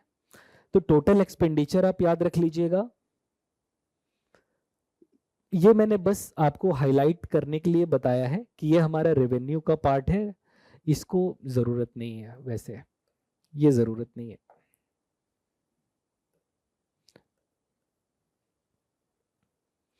ये याद रखिएगा, टोटल रिसीट आप देख सकते हैं यहाँ पे, revenue receipt and the capital receipt, इस फिगर को याद रखिएगा। फिर रेवेन्यू रिसीट वाले फिगर को याद रखिएगा, इसी तरह कैपिटल रिसीट होगा, आप इसको याद रखिएगा। अगर ये दोनों फिगर आप सोचो कि अगर आप ये फिगर और ये फिगर याद रखते हो तो टोटल रिसीट तो आप दोनों को जोड़ के भी निकाल सकते हो। बट मैं इसको याद करने का आपको एक तरीका क्या, एक मेरा एक सजेशन है, अगर कोई एग्जैक्ट फिगर याद कर ले तो उससे बेहतर और क्या है। बट चीजें इतनी सारी हमें याद करनी होती है कि हो सकता है एग्जाम टाइम पे आपका कंफ्यूजन हो सकता है। तो आपको मैं कहूंगा कि एक लमसम फिगर जिसको देख के आपको याद आ जाए, जैसे 317 आप यहाँ से याद रख सकते हो, 260 टाइप ऐसे याद रख सकते हो, इसी तरह यहाँ पे आप 56 ऐसे करके याद रख सकते हो। मतलब आप अपना तरीका निकालिए और जितना इजिली चीजों को मेमोराइज कर सके आप याद कर लीजिए। तो जैसे हमने बताया कि जो टोटल रिसीट होगा, revenue receipt plus capital receipt, ये तीनों फिगर आपको याद रखने हैं। टोटल रिसीट को हाईलाइट कर दिया, रेवेन्यू रिसीट को हाईलाइट कर दिया, फिर आपको मैंने कैपिटल रिसीट को हाईलाइट कर दिया। आप देखो रिसीट में यहाँ पे बोरोइंग्स हैं, रिकवरीज ऑफ लोन्स हैं, ऑल राइट। यहाँ पे आपका फिजिकल और फाइनेंशियल एसेट्स दोनों की बात हो रही है। फिर उसके बाद इंपॉर्टेंट है एक्सपेंडिचर, यानी जो मेन हेडिंग्स हैं आप उनको तो जरूर याद रखिएगा। रेवेन्यू एक्सपेंडिचर को याद रखिएगा। ये हाईलाइट करने का मतलब क्या था कि अगर क्वेश्चन में ये पूछता है कि रेवेन्यू एक्सपेंडिचर में सबसे ज्यादा बड़ा कंपोनेंट किसका है, तो आपका याद रखिएगा सैलरी का है। रीजन मैंने आपको बताया कि हमारे राज्य में अभी प्राइवेट सेक्टर का पार्टिसिपेशन उतना है ही नहीं, और सरकार ऑब्वियस ही बात है अगर रोजगार देने की बात करती है तो वो गवर्नमेंट ही जॉब क्रिएट करने की बात करेगी। और अगर गवर्नमेंट जॉब क्रिएट करने की बात करेगी तो ऑब्वियस ही बात है उन्हें सैलरी देना पड़ेगा, और सैलरी जो है वो हमारा रेवेन्यू एक्सपेंडिचर का पार्ट है। और यही कारण भी है कि जो एक बहुत सारी जो चीज़, जैसे अदर जो एडवांस स्टेट्स हैं जैसे महाराष्ट्र या फिर तेलंगाना या फिर साउथ की जो स्टेट्स हैं या फिर दिल्ली हरियाणा, यहाँ पे इतने ज़्यादा मतलब जो भी एम्प्लॉयमेंट जनरेशन है वो मोस्टली प्राइवेट सेक्टर के द्वारा किया जाता है, इसीलिए रेवेन्यू साइड का बजट यूजुअली कम होता है। और वहाँ पे आपको अब देखेंगे कि जो रिक्तियाँ हैं, जो सरकारी रिक्तियाँ हैं, वो भी कम ही होता है रिस्पेक्टिवली बनस्पत अपने स्टेट के मुकाबले। कैपिटल एक्सपेंडिचर को याद रखिएगा, ये ऑब्वियस सी बात है, मैंने कहा था आपको कि हमारा जो अकाउंट है वो रेवेन्यू सरप्लस है, रेवेन्यू साइड का। ये बहुत इंपॉर्टेंट है कि रेवेन्यू सरप्लस जो जीएसडीपी के रिस्पेक्ट में 0.80, सेम वे जो हमारा फिस्कल डेफिसिट है वो 2.98% है, ये बहुत ही इंपॉर्टेंट है। और ये याद रखना है कि fiscal responsibility and budgetary management act, ये फिस्कल डिसिप्लिन को इस्टेब्लिश करने के लिए ये एक्ट लाया गया था। हो क्या रहा था कि हर बार सरकार अपनी एक टारगेट सेट करती है कि हम अपने इस डेफिसिट को इससे ज़्यादा लेके नहीं जाएंगे, बट किसी न किसी रीज़न से अक्सर हम उस लिमिट को ब्रीच कर देते थे। तो उसको एक लेजिस्लेटिव बैकअप देने के लिए जो भी गवर्नमेंट कमिट कर रही है उसके लिए FRBM एक्ट लाया गया था, fiscal responsibility and budgetary management act. फिर उसके बाद हर स्टेट भी इस एक्ट को लेके अपने रिस्पेक्टिव स्टेट में लेके आई है। ये इंपॉर्टेंट डेफिसिट फिगर्स हैं, ये मैंने आपके लिए पिछले 3 साल के लिए निकाल के रखा है, बस प्राइमरी डेफिसिट मैंने आपके होमवर्क के लिए छोड़ दिया है। तो ये इंपॉर्टेंट है याद रखना, फिस्कल डेफिसिट 23, 24, ये 3 फाइनेंशियल ईयर के लिए एक्चुअल में। और आप देखोगे ये डिक्रीजिंग ऑर्डर में ही है। 8.9 ये जब हमारा कोविड का टाइम चल रहा था उससे हम रिकवर कर रहे थे, तो ऑब्वियस ही बात है जो भी इकोनॉमिक स्टिमुलस है वो सरकार ने ही दिया था। तो ऑब्वियस ही बात है जो भी पैसे बोरो करने के बाद जो खर्च हुए तो उसके वजह से हमारा ये राजकोष से घटा आया था। फिर इसी तरह 3.0 हमारा करंट फाइनेंशियल ईयर यानी जो 25-26 की मैंने जो बात की थी, तब करंट फाइनेंशियल हमारा 24-25 था, उस वक्त 3.0, और अभी जो हमारा है टारगेट 2.98 है। रेवेन्यू डेफिसिट की बात करें तो 4.1, -0.01, -0.08, चूंकि सरप्लस है और हमने यहाँ डेफिसिट वर्ड को यूज किया है तभी ये माइनस और माइनस मिलके पॉजिटिव होगा, और यहाँ पे तो हम डेफिसिट में ही थे। इसी तरह प्राइमरी डेफिसिट है, तो ज्यादा चांसेस है क्वेश्चन इन दोनों पे पूछ सकते हैं। सो इनके फिगर्स को आपको याद रखना चाहिए। जो ऊपर में मैंने आपके साथ डिस्कस किया है उसी का ये लेखा जोखा है। तो इसमें मैंने आपको बजट एक्सपेंडिचर के बारे में बोला, याद रखना है। फिर आपको याद रखना है कि गुड गवर्नेंस एक प्रोग्राम है 2020 से 25 अंडर 7 निश्चय 2, ये याद रखिएगा, ऑफ आत्मनिर्भर बिहार। ये टाइमलाइन याद रखना है आपको, और उसमें इतना बजट एस्टिमेटेड है अलग अलग डिपार्टमेंट के लिए। तो अगर ये फिगर से ज्यादा मैं कहूंगा कि ये इस प्रोग्राम को याद रखना है, दिस इज अंडर 7 निश्चय 2 ऑफ आत्मनिर्भर बिहार। फिर मैंने आपको बता ही दिया रेवेन्यू एक्सपेंडिचर के बारे में, कैपिटल एक्सपेंडिचर के बारे में, ठीक है। उसके बाद आपका जो development and non development expenditure है ये इंपॉर्टेंट है, तो इसके फिगर को आपको याद रख लेना है, ठीक है। आप देखोगे कि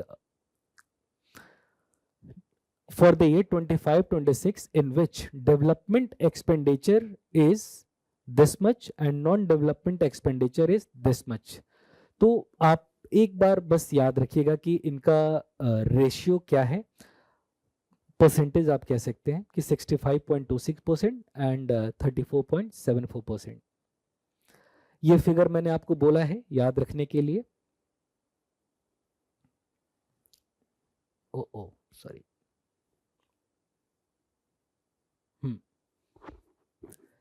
टैक्स और नॉन टैक्स रेवेन्यू का बस फिगर याद रख लेना है। जो स्टेट का ओन टैक्स रेवेन्यू है वो 59,520 और जो टैक्स रेवेन्यू है और जो नॉन टैक्स रेवेन्यू है वो 8,220 करोड़ रुपए है। ठीक है, फिर आपको ये याद रखना पड़ेगा, ये बहुत इंपॉर्टेंट है, कि जो सेंटर से हमें कितना जो पैसा मिल रहा है, फिर जो ग्रांट इन एड कितना मिल रहा है, ये फिगर इंपॉर्टेंट है। फिर रेवेन्यू सरप्लस की हमने बात की, उसमें 0.80 ऑफ जीएसडीपी है, ये बहुत इंपॉर्टेंट है। फिर जो फिस्कल डेफिसिट है हमारा, ये फिगर और ये फिगर बहुत इंपॉर्टेंट है। जो पब्लिक डेट है, देखो कभी कभी होता क्या है ना कि अक्सर जो चीजें पूछते आ रही हैं उससे कभी कभी, माफ कीजिएगा थोड़ी तबीयत ठीक नहीं है मेरी, तो इसके अलावा भी जो हमारे कुछ फिगर्स हैं उन्हें भी आपको जो इंपॉर्टेंट है याद रखने की जरूरत है। One is the outstanding public debt, ये आपको याद रखना है कि इतना 3,53,819 करोड़ रुपए का है, जो कि 32.25% ऑफ द जीएसटीपी है। ठीक है, और टोटल डेट की बात करें तो वो 37 तो आप, मैं कहूंगा कि आप ऐसे याद रखिए कि जो आउटस्टैंडिंग पब्लिक डेट है उसका परसेंटेज और टोटल जो डेट है उसका परसेंटेज याद रखिएगा। एक जो मुझे लगा इंपॉर्टेंट कि कौन से डिपार्टमेंट को सबसे ज्यादा एलोकेशन हुआ है, तो शिक्षा विभाग है, एजुकेशन डिपार्टमेंट, आप ये याद रखिएगा कि उसे 19.44%, और ये इजी फिगर है 227 याद रखिए और 2 जीरो लगा दीजिए। और मैं कहूंगा कि पहले ये 4-5 आपको ध्यान में रखने की जरूरत है। आप कोई भी अपना तरीका बना सकते हैं और बना के इनको याद रख सकते हैं। अब हम आते हैं कि बजट में कुछ और इम्पॉर्टेंट फैक्ट्स हैं जो मुझे लगा कि एग्जाम में पूछे जा सकते, हो सकता है जो मैंने 5-6 क्वेश्चन बोला है उससे भी ज्यादा इस लेक्चर से आपको मिले। तो बजट का स्पीच हमारा 3 मार्च 2025 को प्रेजेंट किया गया था, बजट स्पीच। टोटल बजट जैसे हमने देखा 3,16,895 करोड़ का है, जो पिछले साल से 13.69% ज्यादा है, ये याद कर लीजिएगा। जो फिस्कल डेफिसिट है वो हमारा टारगेटेड है 2.98%। एजुकेशन पे सबसे ज्यादा हमारा खर्च है, एलोकेट किया गया है 19.24%।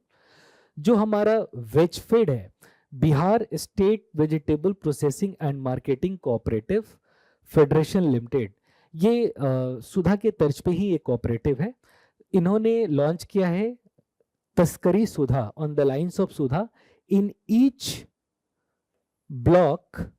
ठीक है, ये याद रखिएगा कि ये क्या है, वेजफेड एक हमारा कोऑपरेटिव है ऑन द लाइंस ऑफ सुधा।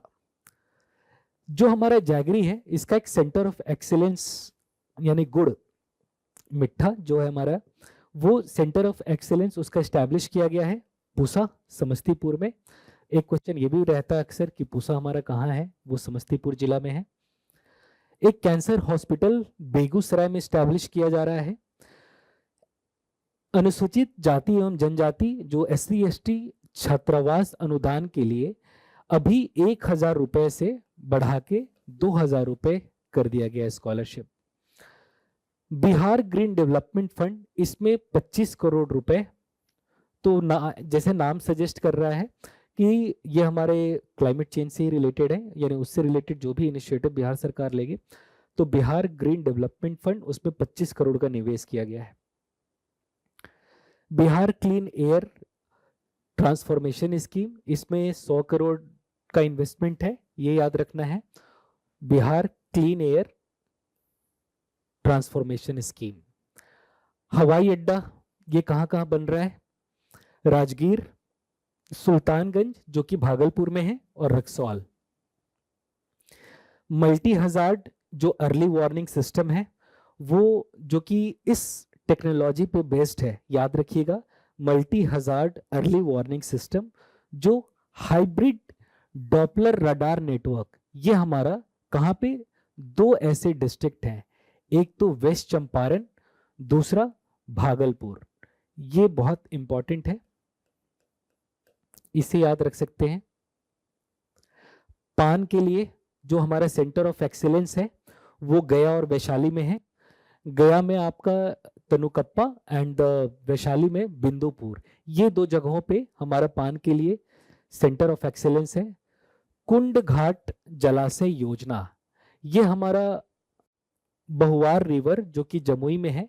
तो जितने भी हमारे डिजर्ट प्रोन एरिया, जो प्रोन एरिया है, तो जो सूखाग्रस्त क्षेत्र है वहां पे ये परियोजना लाया जा रहा है, कुंड घाट जलाशय योजना। ठीक है।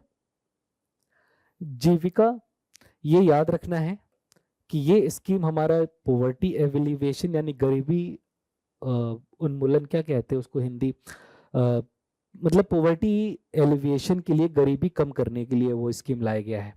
इसमें याद रखना है कि जो सपोर्ट है ये IIM कोलकाता के द्वारा एक जीविका स्कीम के तहत ही लाया गया है, जो वुमेन एंटरप्रेन्योरशिप को प्रमोट कर रही है। ऑलराइट। जो हमारा COP 28 हुआ था दुबई में, वहां पे जो हमारी बिहार सरकार की जल जीवन हरियाली थी उसकी सराहना की गई है। It was uploaded at the COP 28 which was held at Dubai. आप बता सकते हैं COP 29 कहाँ पे हुआ था? नेशनल वाटर अवार्ड ये हमारे बिहार को मिला है और उसमें तीसरे स्थान पे है बिहार ने, और फर्स्ट प्लेस पे उड़ीसा है। ये याद रखना है आपको, ये इंपॉर्टेंट है कि नेशनल वाटर जो हमारा अवार्ड है उसमें बिहार को थर्ड पोजीशन मिला है। स्मार्ट सिटी मिशन, ये हमारा याद रखना है कि 4 सिटीज में है अभी, पटना, भागलपुर, बिहार शरीफ, मुजफ्फरपुर। ये इंपॉर्टेंट है, अभी तक शायद पूछा नहीं है बट हाई चांसेस है कि पूछ सकता है। वाटर प्लस म्युनिसिपल कॉरपोरेशन, ये टैग मिला है पटना नगर निगम को। ठीक है, वाटर प्लस म्युनिसिपल कॉरपोरेशन। एक HPV वायरस है, ह्यूमन पेपिलोमा वायरस, जो कि गर्भाशय का कैंसर है बेसिकली, और ये जो मुख्यमंत्री बालिका कैंसर प्रतिरक्षण योजना, इसमें 9 से 14 साल की जो हमारी बच्चियां हैं उनके लिए ये लाया गया है। ये HPV वायरस है, ये गर्भाशय का कैंसर के लिए रिस्पॉन्सिबल है ये वायरस, उसकी रोकथाम के लिए ये स्कीम लाया गया। ठीक है, अब आते हैं, ये एक इम्पॉर्टेंट साइट है लाल पहाड़ी जो कि लखीसराय में है, इसकी कंजर्वेशन की बात की गई है, ये इंपॉर्टेंट है। Emerging state in sports award, यानी खेल की जगत में जो इमर्जिंग स्टेट है उसकी अवार्ड की बात करें तो वो बिहार को दिया गया है। किसके द्वारा? Federation of Indian Chamber of Commerce and Industry, FICCI के द्वारा। कमिंग टू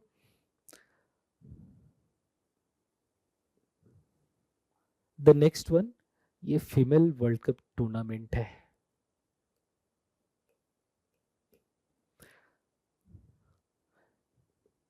ये इसको आप अभी रहने दीजिए। सारथी 4.0, ये जहां तक मुझे याद आ रहा है वो कबड्डी से रिलेटेड है। जो हमारा जो ये वर्ल्ड कप है फीमेल का, वो हमारे बिहार में ऑर्गेनाइज किया जाएगा। आप चाहे तो इसको सर्च करके मुझे कमेंट सेक्शन में बताइएगा। सारथी 4.0 एक सॉफ्टवेयर है जो ऑनलाइन रजिस्ट्रेशन के लिए, ड्राइविंग लाइसेंस और अदर जितने भी हमारे ऑनलाइन सर्विसेज हैं जो सरकार पब्लिक सर्विस डिलीवरी कर रही है ऑनलाइन माध्यम से, उसके लिए ये सॉफ्टवेयर ला गया है सारथी 4.0। वाल्मीकि टाइगर रिजर्व, इसे कैट्स अवार्ड दिया गया है, कंजर्वेशन अस्योर्ड टाइगर स्टैंडर्ड। ये हमारा कंजर्वेशन अस्योर्ड टाइगर स्टैंडर्ड, ये कैट्स अवार्ड हमारे वाल्मीकि टाइगर रिजर्व को दिया गया है। कैमूर वाइल्ड लाइफ सेंचुरी, ये याद रखना है कि ये हमारा नेक्स्ट टाइगर रिजर्व होगा, जिसे नेशनल टाइगर कंजर्वेशन अथॉरिटी ने अप्रूवल दे दिया है। अब आते हैं Bihar forestry college and research institute, ये हमारा मुंगेर में स्टैब्लिश होने वाला है, ये याद रखिएगा, बहुत इंपॉर्टेंट है, Bihar forestry college and research institute. इसी तरह कुछ और फैक्ट्स हैं हमारे। बाबा हरिहर नाथ टेम्पल, ये हमारा सोनपुर जो कि सारण डिस्ट्रिक्ट में है, ये on the lines of Kashi corridor के तर्ज पे डेवलप किया जाएगा। बाबा हरिहर नाथ टेम्पल जो सोनपुर सारण डिस्ट्रिक्ट में है। एस्पिरेशनल डिस्ट्रिक्ट प्रोग्राम, ये नीति आयोग के द्वारा लाया गया था, जो देश के लगभग 100 से ज़्यादा जो अति पिछड़े जो हमारे जिले हैं उनको उनमें डेवलपमेंट लाने के लिए फिर कुछ इंडिकेटर्स लाए गए, उसमें कैसे परफॉर्म कर रहे हैं सारे डिस्ट्रिक्ट्स, वो डैशबोर्ड को एनालाइज करके फिर उनकी रैंकिंग निकाली जाती है। तो एस्पिरेशनल डिस्ट्रिक्ट प्रोग्राम ये नीति आयोग के द्वारा लाया गया है। बिहार से इस प्रोग्राम में 13 जिले हैं, याद रखिएगा ये इंपॉर्टेंट है। जो इसमें एक ओवरऑल डेल्टा रैंकिंग प्रोवाइड की गई है, उसमें बेगूसराय पहले पायदान पे है। इंडस्ट्रियल कॉरिडोर ये गया में इस्टेब्लिश किया जाएगा, ये धोबी एक प्लेस है जो कि गया में है, तो इंडस्ट्रियल कॉरिडोर याद रखना है, गया में इस्टेब्लिश किया जा रहा है। ये यूनियन बजट है, इसको आप चाहें तो एक बार, क्योंकि मैंने कंसेप्ट सारे समझा दिए हैं आपको, और आपको एक ही जगह पे दोनों चीजें मिल जाए, अपने बिहार राज्य की जो बजट है और जो ये केंद्र सरकार की जो बजट है, आप एक बार बस जो इम्पोर्टेंट मैंने पॉइंट्स जो फील्ड्स आपको बताए याद रखने के लिए, सेम फील्ड्स आप यहाँ पे भी देख सकते हैं।